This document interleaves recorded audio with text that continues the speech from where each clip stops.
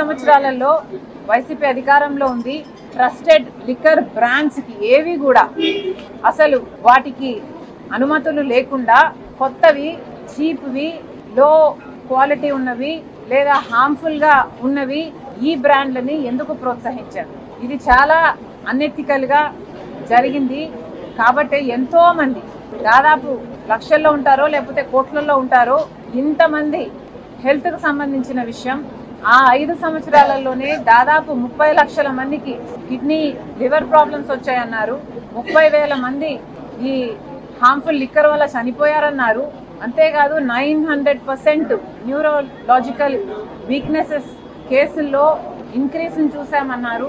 ఇలాంటి ఒకటి కాదు, రెండు కాదు, ఎన్నో రకాలుగా ఈ ట్రస్టెడ్ లిక్కర్ బ్రాండ్స్ ని అనుమతించకపోగా చీప్ లిక్కర్ ని, లో గ్రేడ్ లిక్కర్ ని, హార్మ్ఫుల్ లిక్కర్ ని మాత్రమే సరఫరా చేయడంతో లక్షల్లో, కోట్లలో ఇది ఎఫెక్ట్ అయింది.